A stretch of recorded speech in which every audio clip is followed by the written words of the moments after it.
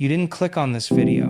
Let me say that again. You didn't choose this moment. This moment chose you. And I need you to understand something right now. Before we go any further, the fact that you're hearing my voice, the fact that these words are landing in your awareness at this exact second in your life, that's not random. That's not the algorithm. That's not coincidence. That's causation from the future.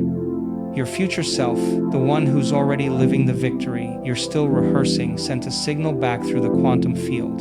And that signal found you, right here, right now, because you're close, closer than you've ever been. So close that the electromagnetic signature of your potential is starting to bleed into your biology.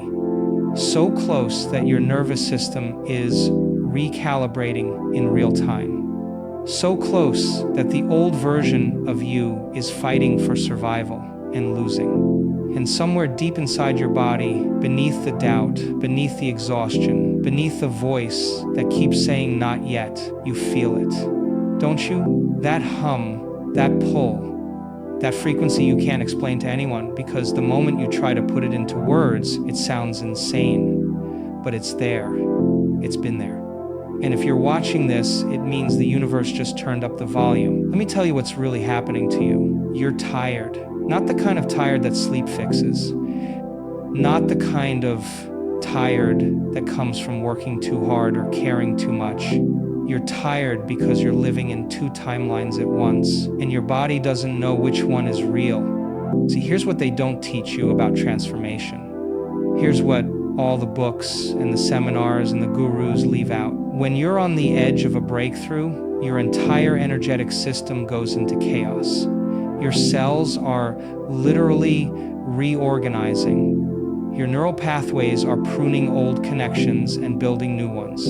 Your heart is generating a completely different electromagnetic field than it was 6 months ago. You are becoming someone new, and the person you were, they're dying. That's what this exhaustion is. That's what this restlessness is. That's what these 3 a.m. wake-ups are. You're not broken, you're not behind, you're not failing, you're in labor. And just like labor, right before the birth, it gets impossible. The contractions intensify, the pain peaks, and there's this moment, every mother knows this moment, where you think you can't do it, where you want to quit, where you'd give anything to go back to before, but you can't go back because the baby is already coming. Your future is already crowning, and your job right now isn't to push harder. Your job is to breathe through the transition and trust that your body knows what it's doing, because it does. Your body has been preparing for this version of reality while your mind has been stuck in analysis, stuck in doubt, stuck in the question, when? But your cells don't live in when. Your cells live in vibration, in frequency, in the electromagnetic truth of what you're becoming. And they've been building the landing pad for a future that your personality hasn't caught up to yet. Those dreams that won't leave you alone, the ones that feel too big, too impossible, too far outside of who you've been, those aren't delusions, those are instructions.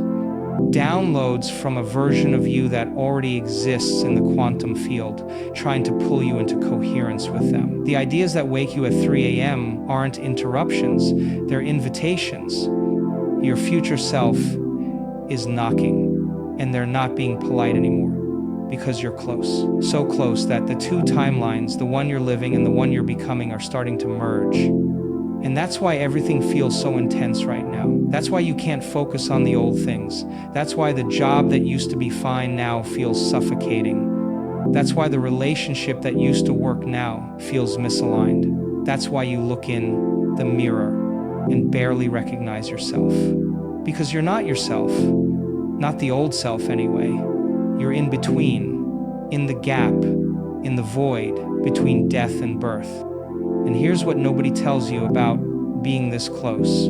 The closer you get to the win, the louder the old identity gets, because it knows. It knows it's about to die. And it will do everything to stay alive. It will whisper doubt in your most confident moments. It will manufacture crises to distract you. It will pull you into old patterns, old relationships, old addictions, anything to keep you in the familiar frequency of who you were. Because the known hell is safer than the unknown heaven. And your old self, it's been living in hell so long, it calls it home. But here's the truth. They're terrified you'll discover. That version of you, the one that doubts, the one that hesitates, the one that plays small and calls it humility, it only exists because you keep feeding it. It only survives because you keep choosing its thoughts, its emotions, its behaviors. And the moment you stop, it disappears. Not gradually, not over time, instantly. Like a wave collapsing into a particle the moment you observe it. Your old identity is a quantum possibility that you've been collapsing into reality every single day through repetition. But you're about to break the pattern. I can feel it. And more importantly, you can feel it. That's why you're here. That's why this message found you. Because somewhere in your biology, in the mitochondria of your cells, in the firing patterns of your neurons, in the rhythm of your heart, the new you is already online. They're just waiting for you to stop resurrecting the old one. Every great victory is preceded by a death. Every resurrection requires a crucifixion. And you've been feeling the funeral without understanding it's actually a coronation. The chaos in your external world right now, the things falling apart, the plans changing, the people leaving, that's not evidence that you're off track. That's evidence that you're shedding. The snake doesn't mourn the skin. The butterfly doesn't grieve the cocoon. And you don't get to carry the old identity into the new frequency. It doesn't fit. It can't survive there. The vibration is too high. So the universe, in its infinite intelligence, is doing you a favor. It's burning down everything that isn't built for where you're going. And I know it hurts. I know it feels like loss. I know there are moments where you look around and think, is this really happening? Is this really what transformation looks like? Yes, this is exactly what it looks like. Because you're not just changing your circumstances, you're changing your state.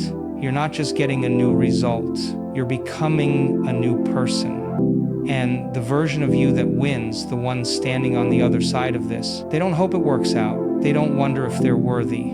They don't question the timing. They just are. They exist in the frequency of already having arrived. And from that state, the external reality has no choice but to reorganize itself to match. But here's the part that breaks most people. You can't become that person by addition. You can't just add confidence to insecurity. You can't just add abundance to a scarcity-based identity. You have to subtract. You have to let die. And that's terrifying. Because the old you is familiar, known, predictable. Even if it's painful, at least you know how to be that person. But the new you, the one who wins, that person is unknown territory, uncharted frequency, a version of yourself you've never fully inhabited before. And your brain, that beautiful, pattern-seeking, survival-oriented organ, is screaming at you to turn back. It's telling you this is dangerous. It's showing you every past failure as evidence that you should quit. It's pulling up every voice that ever doubted you and playing it on repeat, because the brain doesn't want you to grow. It wants you to survive. And survival is about conserving energy and avoiding risk. But you're not here to survive anymore. You're here to thrive, to create, to become. And that requires you to override the factory settings. Here's what's happening in your neurobiology right now. Your brain is wired through repetition. Every thought you've ever had, every emotion you've ever felt, every action you've ever taken, they've carved neural pathways, highways of electricity and chemistry that your consciousness travels down automatically. And the more you use a pathway, the stronger it gets. So if you've spent years thinking thoughts of doubt, feeling emotions of unworthiness, taking actions from fear, you've got superhighways leading to that old identity. And the new you, the confident, abundant, powerful version, that's a dirt path, barely visible, overgrown. So when you try to think a new thought, feel a new emotion, take a new action, your brain says, no, that's not the route. This way, down the familiar highway. And it takes effort to override that. It takes consciousness, intention, energy. That's why transformation is exhausting. Not because you're doing it wrong, but because you're literally fighting 30, 40, 50 years of biological programming. You're rewiring yourself in real time. And the only way to build that new pathway, to make it strong enough to become your default, is repetition in the opposite direction. New thoughts every day. New emotions every day. New actions every day. Until the dirt path becomes a highway, and the old highway, starved of attention, starved of energy, starts to fade. That's neuroplasticity. That's how you become someone new. Not by wanting it, not by hoping for it, by practicing it, by being it before the evidence shows up. And that's the part that requires faith. Not religious faith, not blind faith, but quantum faith. The understanding that the field responds to vibration, not desperation. That the universe doesn't give you what you want, it gives you what you are. And right now in this moment, you're in the messy middle of becoming. You're not who you were, but you're not yet fully who you're becoming. You're in the quantum gap. And this is where most people quit. Right here, right at the edge, they get tired of the contrast, tired of the cognitive dissonance, tired of living in two worlds at once. So they collapse back into the familiar. They choose the known suffering over the unknown freedom. And they tell themselves a story. See, I knew it wouldn't work. I knew I wasn't meant for that. I knew it was too good to be true. But that's not the truth. That's just the old identity defending itself.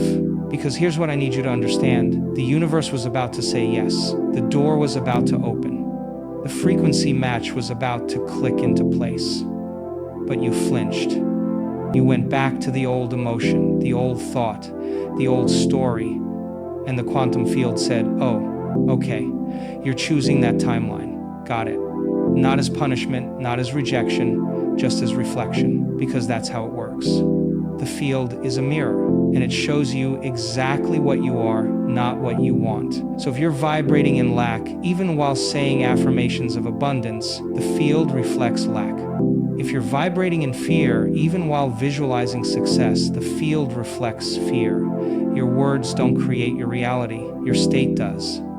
And your state is determined by the thoughts you think, the emotions you feel, and the actions you take when no one is watching. It's determined by who you are when you're alone. When the mask is off, when the performance ends, when it's just you and the truth of your internal frequency, that's the you the universe is responding to. Not the you that posts on social media. Not the you that shows up at networking events. Not the you that talks a good game. The you that exists in the silence. The you that your body is broadcasting 24/7 through the electromagnetic field of your heart. That you, and right now, whether you realize it or not, that you is changing. The signal is shifting. The frequency is rising. And the universe is starting to respond. That's why you're seeing synchronicities. That's why you keep running into the same message from different sources. That's why this video found you at exactly the right moment, because you're coming into coherence with a new reality. The problem is your personality is still trying to control the process, still trying to figure out the how, still trying to force the timing, still trying to manipulate the outcome. But you can't microwave a baby. You can't rush a birth. And you can't force a quantum leap. You can only create the conditions for it. You can only become the frequency of it, and then surrender. Let the field do what the field does. Let the intelligence that's orchestrating billions of galaxies handle the details of your one little manifestation, because it knows the path. It knows the timing. It knows the how. Your job isn't to know. Your job is to become. To embody the vibration of the future, you so completely that your current reality has no choice but to dissolve and reorganize itself around the new signal. And here's the beautiful, terrifying, exhilarating truth. You're almost there. You're so close that your future self is leaking into your present moment.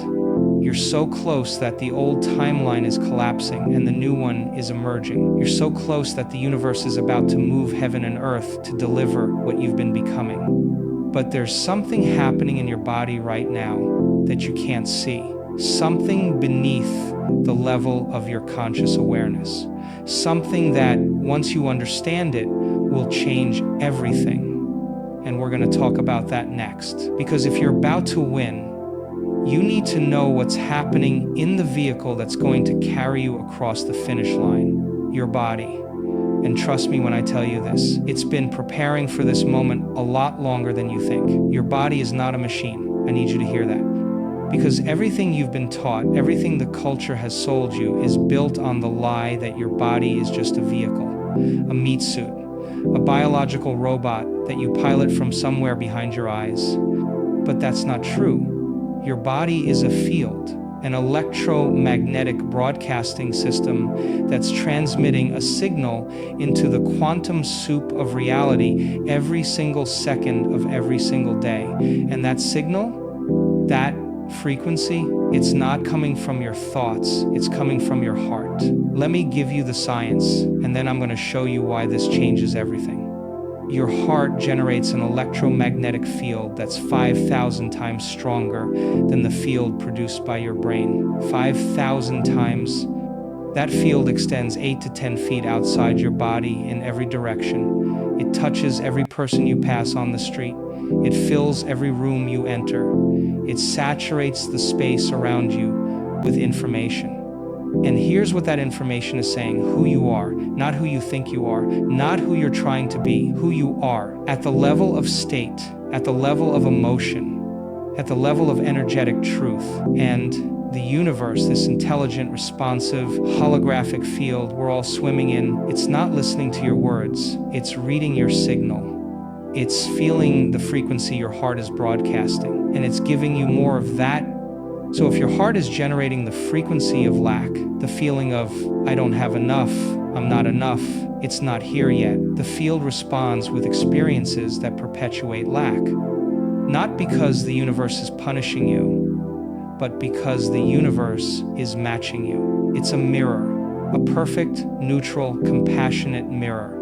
And right now, in this moment, your heart is broadcasting something new. I can tell, because you're still here, you're still listening. And somewhere in your chest, beneath the fear, beneath the doubt, beneath the exhaustion, there's a hum, a frequency that feels like knowing, like certainty, like the quiet, unshakable truth that everything is about to change. That's not hope. Hope is future-focused. Hope is maybe someday. What you're feeling is different. It's the bleed-through.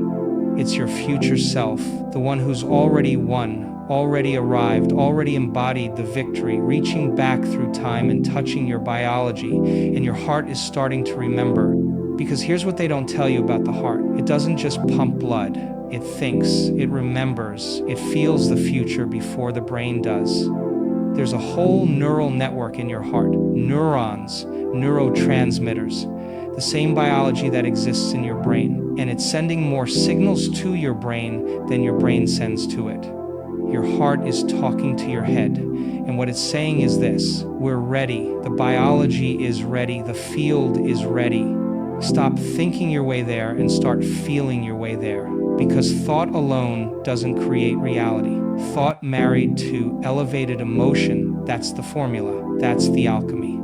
That's how you collapse a quantum possibility into a physical manifestation. You think the thought of the future, and you feel the emotion of the future having already happened. And when those two lock into coherence, mind and heart broadcasting the same signal, you create a new electromagnetic signature, a signature that the field has never received from you before. And the field responds by delivering experiences that match that new signature. But here's where most people fail. They try to feel grateful for what they want.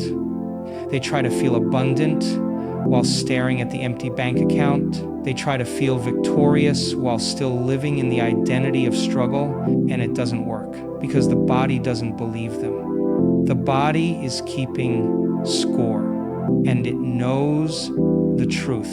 It knows you've been in survival mode for years. It knows you've been marinating in cortisol and adrenaline. It knows the baseline state is stress, fear, and lack. So when you sit down to meditate and try to feel abundant, the body says, no, that's not our program. Our program is survival, hypervigilance, scarcity. That's what we know, that's what's safe. And it pulls you right back into the old emotion. Not because you're broken, but because you're trying to skip a step.